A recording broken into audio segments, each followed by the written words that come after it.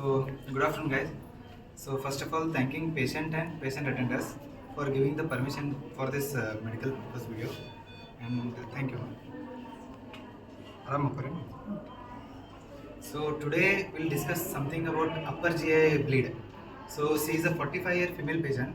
She presented to hospital with complaining of 3 to 4 episode of blood vomiting, that is hematemesis, with history of that previous history of 4 days back. She was having mild melena history, that is passing black tarry stool. So with this history, he presented to hospital. So during this, actually, that hematemesis is very it will confuse the patient and patient. The patient will get anxious because they will pass more blood in the no. So that's why in this patient, she is 45-year female patient. So she suddenly yesterday, 2 days back, he was having mild abdominal discomfort, and her history goes like she is taking like many painkiller tablets, like she is taking so many NSAID tablets and with some steroids for her joint pain something. So with this, we suspect some peptic ulcer disorder. Let's discuss what are the causes and what are the conditions come under the hematemesis. So we'll find first which is the condition or which is the important cause for the hematemesis. In patient of it will goes like it hematemesis should be revolved with the it will goes totally on the history. So she is a female patient. Let's talk in grossly. We have to find out is what are the causes of hematemesis. Even I will discuss more common causes first. So common causes goes like any patient of alcoholic patient or CLD patient, cirrhosis patient, if they have bleeding, so because of their alcoholic cirrhosis condition, liver condition, because of those factors there is deranged PTIN or something. Because of this condition, they will have esophageal varices. That is because of the raised portal hypertension.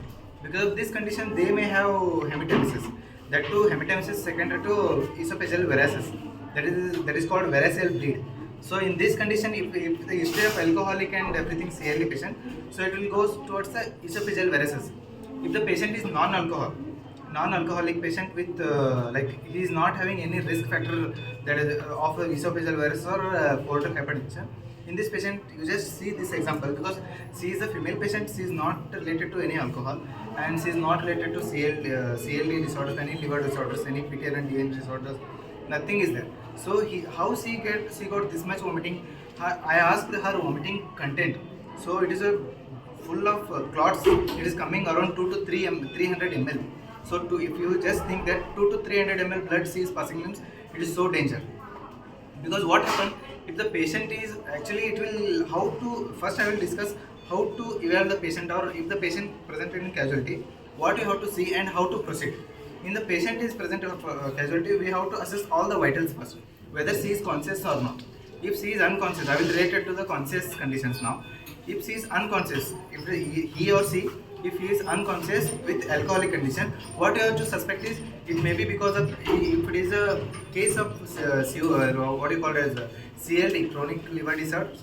With this, if patient may be a drowsy condition presented with what you call known case of alcoholic, CLD, portal hypertension. If in drowsy condition, if they present with hematemesis, we directly suspect towards the what you call it variceal bleed, because in this patient they are more prone to have variceal bleeding. So why they got called as drowsy? Because it may be because of the encephalopathy conditions. So how they develop encephalopathy?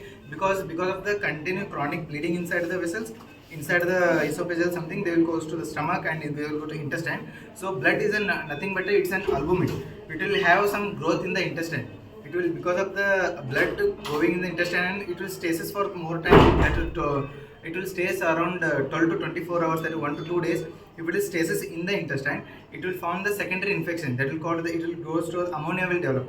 Because of this ammonia condition, patient will develop immediately hepatic encephalopathy condition. All this gross idea goes and the patient come under known case of CLD, alcoholic, everything. So this patient presented in hematemesis, we directly suspect it. There is no cause to other like gastric ulcer, peptic ulcer, if it is not history. So directly we will diagnose goes towards the esophageal varices.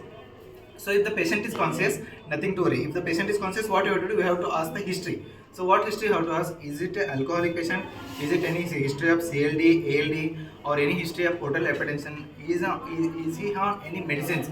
So there are some pathological, what do you call this, pathological conditions related.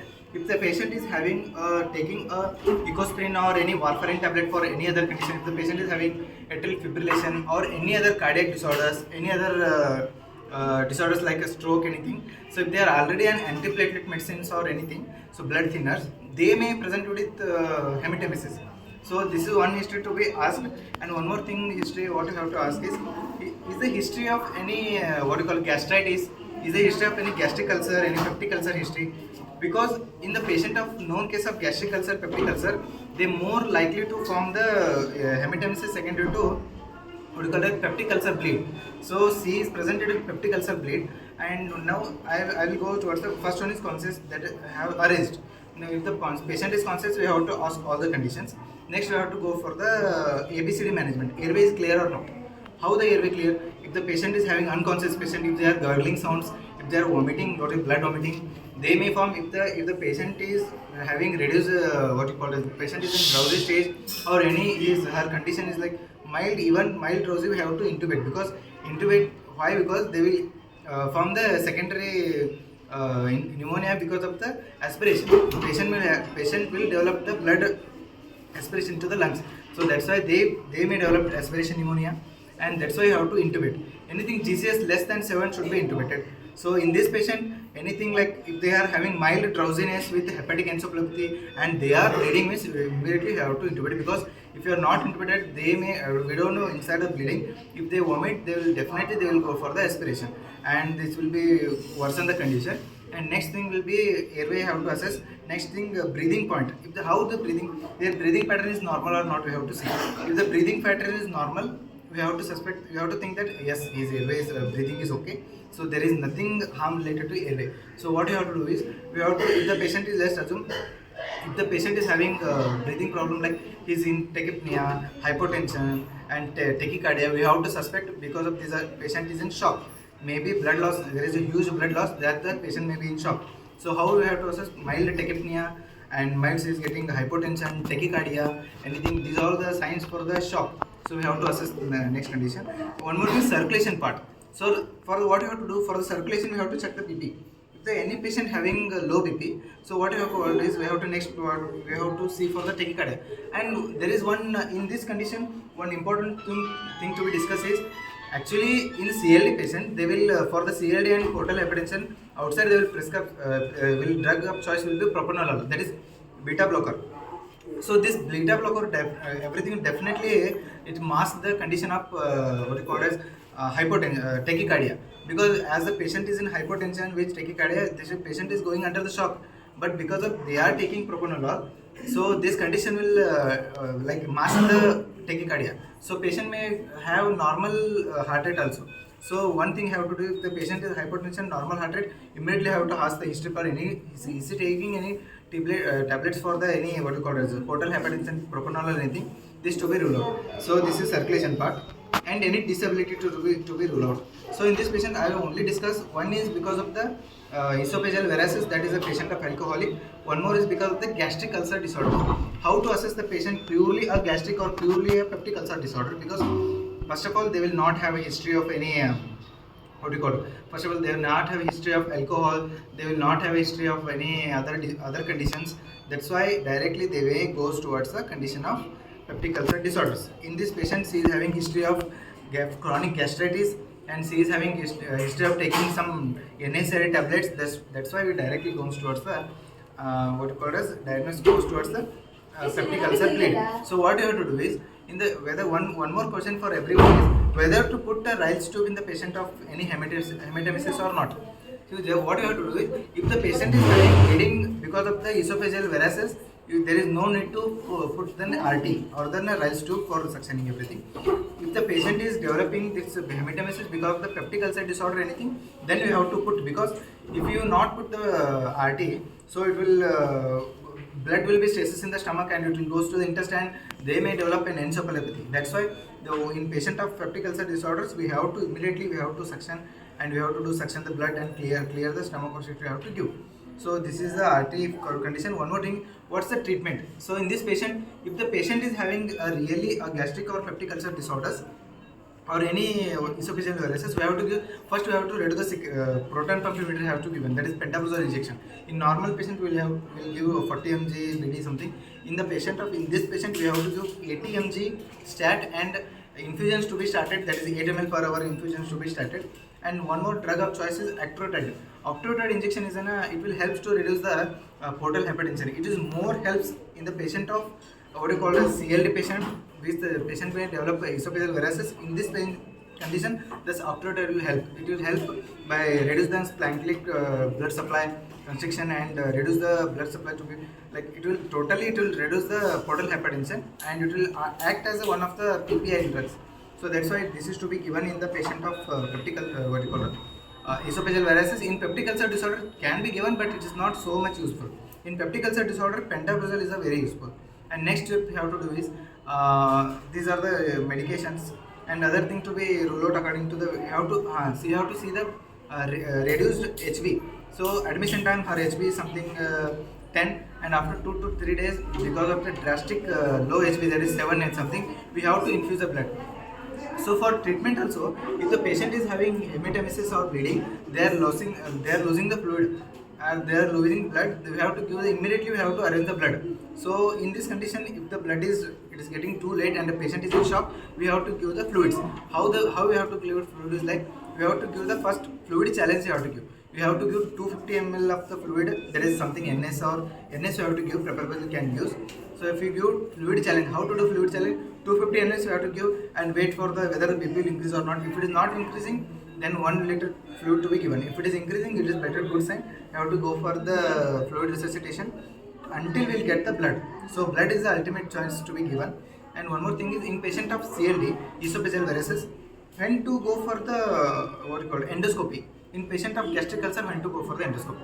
In any of the active bleeding, in patient of esophageal varices, you have to go for the endoscopy, rule out the esophageal varices, and treatment will be of esophageal varices ligation they will do, EVL binding they will do, and some glue injections they will give, and these all come under these conditions. In patient of peptic ulcer disorder, immediately you should not rush towards the endoscopy. You have to wait 4 or 5 days. After that, we have to give injections, because if you give immediately, if you have endoscopy, it is sometimes it is very harmful. Again, it will cause some ulcerations, everything.